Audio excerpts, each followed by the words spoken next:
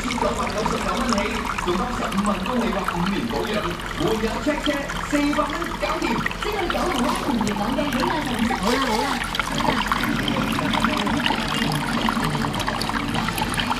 馬路的事，我哋的事。其實身邊有香港泥頭車司機協會嘅副理事長李子輝先生㗎。輝哥喺泥頭車呢個行業已經有28年嘅經驗啦，我相信喺工作上面咧都有唔同嘅壓力嘅。你會點樣去處理？我諗平時要保持個心態就係話盡量去容忍啦，因為我哋比一般人所駕駛嘅車可以大好多速度嘅。